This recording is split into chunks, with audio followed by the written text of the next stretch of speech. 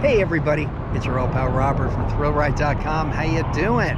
So I'm back out in the high desert. I'm in Victorville, California today because I only recently discovered there is a museum here that is dedicated to the stretch of Route 66 in California. Route 66 is one of those bucket list things for me. I've driven back and forth across the country several times. Love doing it. I love road trips in general. Got a big one coming up. But the actual mother road I have never traveled all the way across, and yeah, I'm really hoping that will be attempted sooner than later.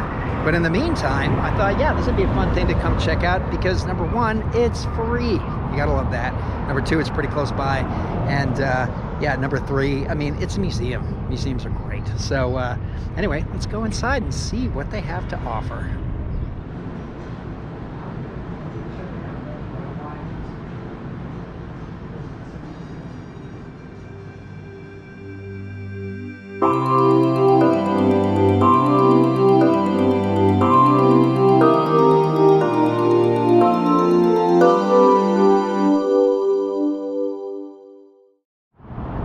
Well, you can't go wrong with having anything associated with trains as part of your museum exhibit, and I love this Santa Fe caboose out front here. And just noticing a little bit of a spooky element there. I approve. That's awesome. And here it is right on the outside of the building, a very simple map. Takes you through the full route, starting in Santa Monica, through Rancho Cucamonga, San Bernardino, Victorville, Oro Grande, Ludlow, Kingman, Seligman, Flagstaff. Now we're moving on to other states, Amarillo, and there it is, 2,448 miles, Santa Monica to Chicago. Yep, someday I'm gonna make that drive. So the museum is located in what's called Old Town Victorville, and right across the street is that handsome looking building. Not quite sure what that's all about, but yeah, here's this vintage caboose, and on the wall, this exterior wall here, another kind of general map of the full Route 66 journey through California, starting from Santa Monica and on through Needles. Yeah, definitely touched Route 66 here and there on various travels. And of course, you take a little bit of Route 66 to get to this amazing facility.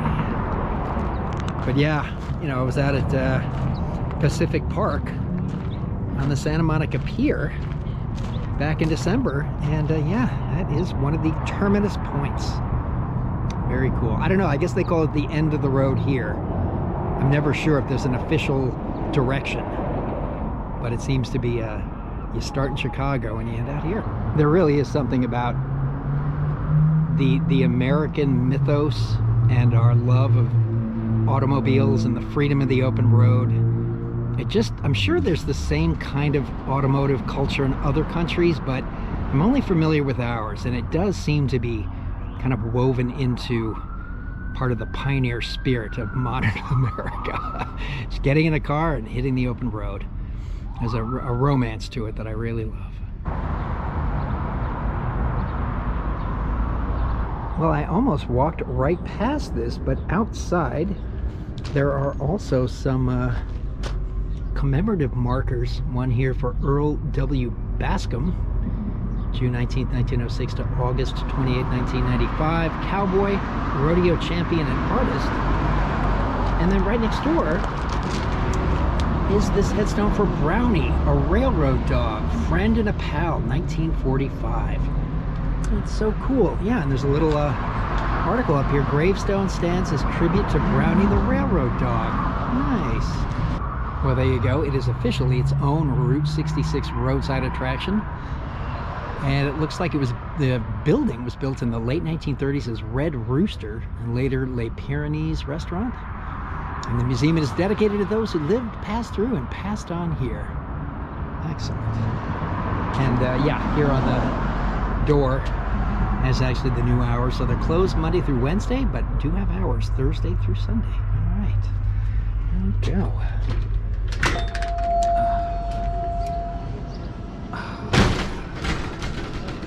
Magnificent. And they had their very own greeter out front, whose name is Automobile. And there he is, made out of car parts, one of a kind, $2,000 or best offer. Nice to meet you, Mr. Bill. Well, I love this. It's just clearly a whole grab bag of things. And every surface just supporting something we're taking a look at. I love these old signs up here. Look at that big Weiss and Macbeth. That is a pretty big, what are the vacuum molded plastic sign? Twin arrows, love it. And look at that great neon green Spot Motel.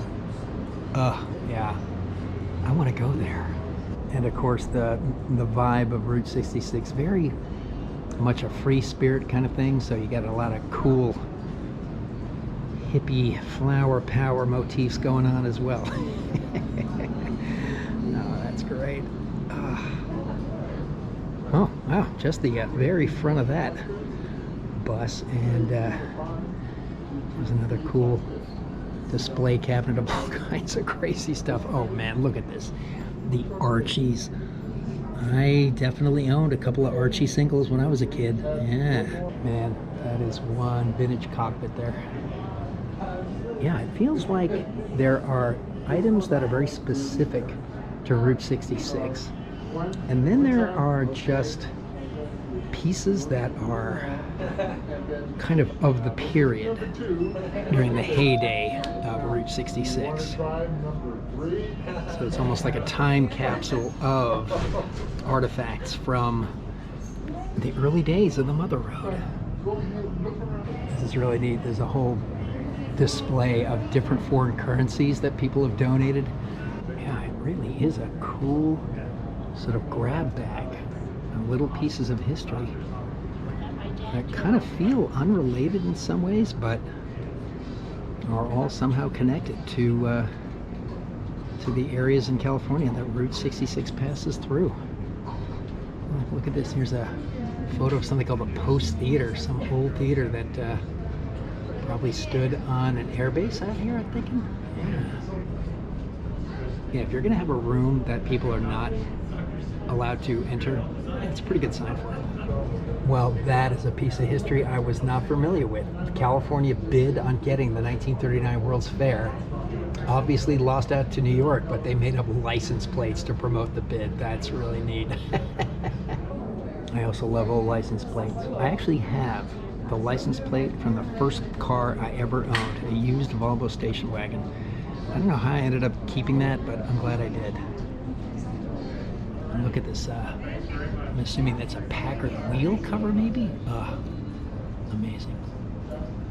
For those of us of a certain age, there's a lot of nostalgia in here, like this old Polaroid camera. I had one of these when I was much younger, and of course, you know, what goes around comes around, and Polaroids are back. But it's pretty great, and they certainly lean hard into the nostalgia. Like right up here, do you remember, just how old are you? Blackjack chewing gum. That was kind of going out when I was a little kid, but I remember being around for those. Party lines, coffee shops with tableside jukeboxes. I do miss those. Newsreels before the movie. Nah, that was before my time. Telephone numbers with a word prefix, also before my time. Some more great old license plates, and yeah, this gas pump nozzle, that's pretty awesome. And this very tall wooden painted cutout of a woman. I have no idea where that came from. And I don't know who Slim is, but he apparently slept somewhere nearby. Yeah, there's a whole bunch of old wooden signs in here. Deadeye Toby, Roadrunner Dick, Two Gun Smith, Shoot 'em Up Charlie. These feel like props from a Wild West town that may have once stood. I don't know. Howdy, welcome to Mahan's Half Acre. Yeah, maybe these are all relics of that. Okay, so there's a sign here that explains. So in the mid-1950s, Miles Mahan bought a 2.5-acre parcel of desert beside Route 66 with his eye on retirement. Miles, a retired carnival worker and poet, had essentially camped beneath the high desert stars without plumbing or electricity. So it started out as a cactus garden and then became something called Hulaville, apparently. Oh, see, this guy lived my dream. This is what I hope to do. Start a little roadside attraction and let that be my retirement. Oh, that'd be great. Oh, neat. And it looks like a little bit of Elmer's Bottle Tree Ranch. Awesome. Of course, went out there many moons ago. It was one of my earlier videos, I think. Yeah. Well, Stinkfoot Red, he got his sign applied to an outhouse. I don't know whether that was intentional or not. Oh, what's this? The old outhouse. Mama built the outhouse. She built it straight and true. She cut out 2 round holes in case someone went with you. Yikes. Oh yeah, here's a photo, and I'm assuming that is Elmer of Elmer's Bottle Tree Ranch at work at his amazing folk art installation. And again, if you haven't ever been to Elmer's, it's on Route 66 and I highly recommend it. And yeah, again, I think it was like among the first 10 videos I put together. Oh, I love this very evocative photo of something called the Outpost. Yeah. Well, how do you like that? This is an actual telex machine, which I guess was something that was in more common use before the fax machine. And I have never seen one of these in person. So you actually had like a rotary dial, like on a phone, but then these ink ribbons would print out the text that was transmitted over the phone line. Yeah, wow. Dinosaur right there. Well, I wonder who coined that expression, get your kicks on Route 66. Yeah, if they had a nickel for every time that was in use, they would be billionaires. And these look like some kind of commemorative wooden plaques people used to support the museum. Nice. Now that's a chopper. Look at those fork extensions. Oh man, these vintage food items up here. Log cabin syrup and Clabber Girl baking powder. Clabber Girl. Oh, look at this. And this looks like a menu from some old restaurant. Yeah. And you know, it definitely speaks to America's love affair, and maybe the world's, with cars, that Hot Wheels are still one of the most, maybe the most popular toy line in the world, working on the Mattel Adventure Park, so getting a little bit up to speed on all kinds of Hot Wheels doings. And I believe they say they sell 1 Hot Wheels car every second. I believe it too. They're still only $1. What a deal. There's a lot of good chocolate makers out there, but yeah, C's, they're my jam. This is really cool. This is a Hualapai Indian Susie Bell doll, made by the Hualapai Indians beginning in late 1973 and continued for approximately 3 years. The doll factory had employed as many as 24 women. Each doll was made on the Hualapai Indian Reservation, located on Route 66 in Peach Springs, Arizona. Well, for those of us who remember using rotary phones, there are also these vintage switchboards. Here's one from 1940, and this is from the late 1950s, apparently. Wow, yeah, when you had to move the wires around to connect calls. Different times. Oh yeah, look at this. This bank of operators making sure calls went through to the right number. Crazy. And of course, even if you've never driven Route 66, but you've been to Cars Land in Disneyland, you're familiar with the Burma Shave road signs that would dot the highway. Well, there you go. If you want to learn the entire story of the Burma Shave signs, there it is. Nice. Okay, that's an incredible detail. At one point, there were nearly 7,000 sets of signs, amounting to 40,000 individual signs. Good grief. And then right here in the center of this room, this absolutely gorgeous vintage trailer. Look at that. Oh man, love the kind of teardrop shape and the little pop-out kitchen and this very cozy little sleeping compartment in the back. Oh yeah. Oh man, boy, to drive Route 66 pulling one of these, yeah, that's really the dream. Yeah, this thing is really designed for efficiency. And a little set of storage drawers up above your legs. Wow. Oh man, yeah, that is definitely cozy. But I could do that for a couple of weeks easy. Yeah, so great. And the drapes in front of the window. Yeah, that's just magnificent.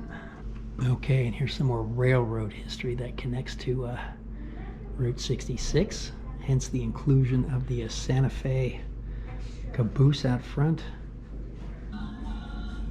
Here are various uniform patches for different police departments in the California Route 66 region. Neat. And these, again, these kind of art pieces that I think were part of this postcard collection, really neat.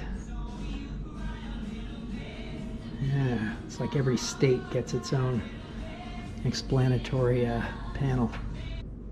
Well, I've seen embroidered patches on the uniforms of various gas station employees, but I didn't know that some of them actually got their own dedicated cleanup racks. That's pretty neat. So these look like little chauffeur badges. They're almost like taxi and limousine commission medallions. Yeah, I'm telling you, everywhere you look, there's something new and curious. Okay, it took a couple of seconds to figure out what I was looking at. This is Route 66 inspired fingernail art. That is a genre of art with which I was unfamiliar until this moment. Wow, that is one blinged out helmet. So great. Oh, and look at that Mustang part of the front grille. And all the oil cans and various bits of automotive memorabilia, including very cool looking diagnostic devices, the Atlas Dynavision Motor Analyzer and the Texaco Safe Vision Center, wiper blades, arm refills, washer service. Yeah. Oh, nice. And these kind of brand badges that would go on cars. Yeah, back in my graphic design days, I would have been very happy doing nothing but creating these. They're so great. So tucked in here with some vintage hubcaps is the top of an old parking meter that is expired. And when I see these things, I'm taken right back to that fantastic Paul Newman film, Cool Hand Luke. And if you know the movie, you know the opening sequence that ends up sending him to jail, and it involves parking meters.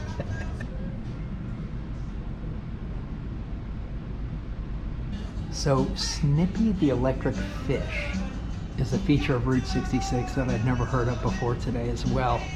I don't know if it still exists, but I certainly am very intrigued about what Snippyville is or was. Well, I thought I was just about done and discovered 2 more rooms full of stuff. And this particular chamber is dedicated to Victorville specifically.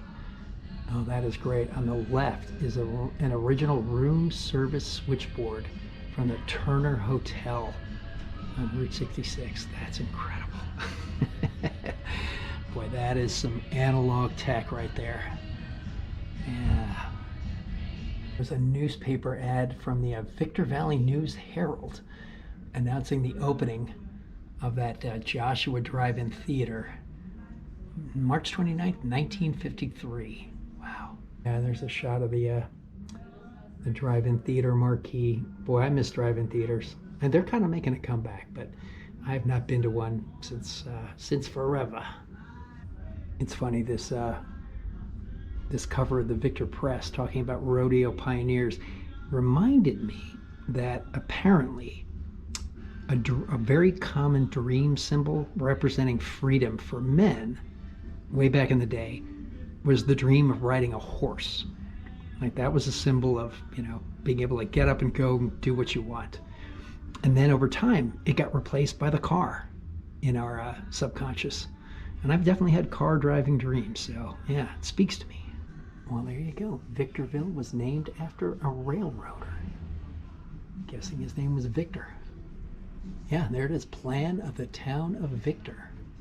Oh, this is neat. This is a straight down aerial photo of Victorville from 1961.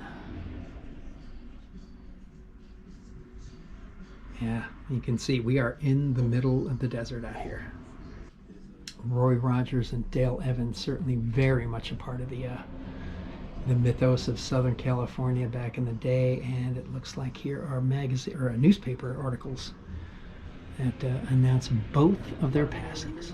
Oh, that was a bummer. First I got all excited about visiting the Roy Rogers Museum, but according to this little collage here, it was moved to Branson in 2003 and then closed forever in 2009. That's a shame. Oh, nice. Just saw the Roy Rogers brands up there. Neat. This highway museum not only attracts nostalgic Americans, but people from all over the world. With most of the original roads still functional, let's take a road trip back in time through America's most iconic highway with Big Brown, a 1976 AMC Matador Bronze station wagon. I love these very detailed line drawing postcards. That's pretty neat. And here is a signed shirt. Oh, Martin Milner, right, one of the co-stars of Route 66, and I believe that is a photo of himself there, and a cover of TV Guide. Yeah, this show was also before my time, but a very big deal apparently, I think in the late 50s, early 60s, and certainly helped cement Route 66 into the popular consciousness. Oh, look at that. A young ex-Marine named Bobby Troop left his eastern home for California in 1946. While traveling U.S. Highway 66, he began the now famous composition Route 66. Only after his idol Nat King Cole agreed to record it did he complete the verses with the aid of a map. The song has now been recorded by artists in every musical genre and continues to appear on contemporary recordings. Awesome! This old motor vehicle is really incredible. Don't know enough about old cars to know exactly what model this is. Past Model A's and T. Oh, it's a Model T. Okay, there we go. Yeah, wow. That again, pretty minimal when it comes to creature comforts.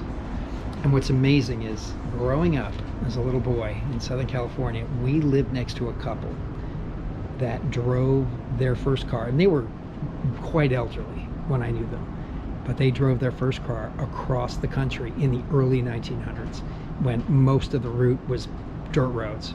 I still can't wrap my head around that. This whole display here is so great with the vintage gas pumps and the tin roof shade structure. You can just see, you can take this right out of this museum, plop it on the side of the road, and it would feel just right. And of course the vintage soda machine, jukebox, and pinball machine. This speaks my language right here. Of course, love the old big boy illustration. And look at this Super Score vintage pinball. Oh, wow. Yeah. Oh, a Williams machine. Boy, this goes way back. Look at that playing field. Yep, someday I'm going to own one of these old machines too. And some new machines, actually. Yeah, Jay Leno does cars. I think I'm going to do pinball machines if I ever have the resources to do so. All right, let's see what's on the playlist. Righteous Brothers, Turtles, Frank Sinatra, Hank Williams. Yep, I approve of a lot of these. Bobby Rydell, Elvis Presley, The Doors, The Animals. And of course, my good friends Daryl and Deanna will appreciate this little shout out to a Coca-Cola emblazoned diner banquette. Well, if I'm ever in need of having a dedicated mailbox outside my living abode, I'm going to do it up like this. The next time you have to watch a movie on your phone on an airplane, think back to the early 1950s when you might be stuck watching something on this 8-inch television.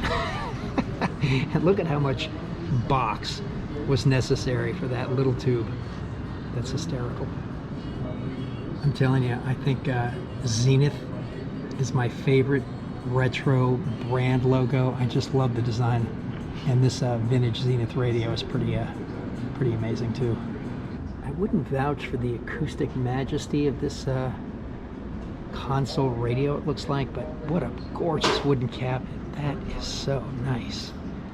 And look at this old, I guess, tuning dial. Oh man, beautiful. And just to repeat for emphasis, the museum is free, but they accept donations, and they've got a pretty excellent gift shop collection here. Well, of course, as somebody who needs to wear protective headgear to keep my scalp from burning, these baseball caps are looking also super tempting.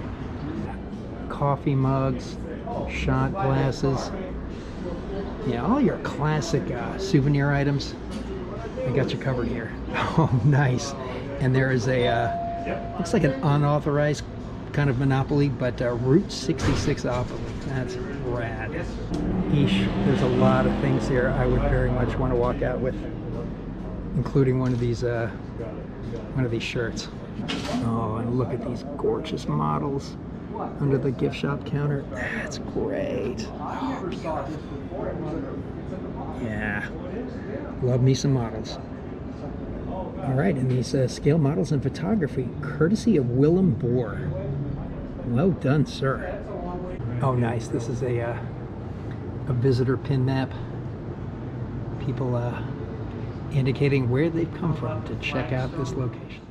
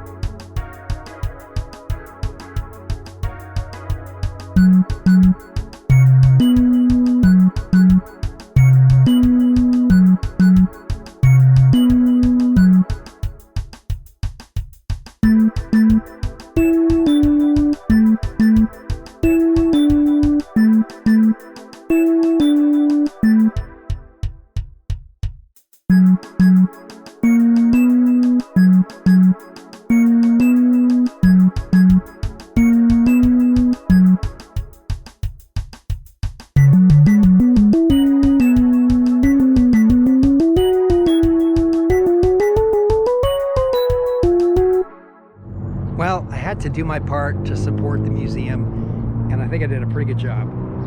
It's like 19 bucks all in with tax. I love this hat. And I think that is going to bring this one to a close. So, as always, thank you so much for coming along. I mean, really, I say that, but I really mean it. I do these videos for me. I just love doing them and putting them together. And, you know, you've come this far, and I'm kind of surprised, but I also very much appreciate it, truly. Anyway, it's kind of a hot time to be out here in Victorville. So, you know, but the AC inside is great.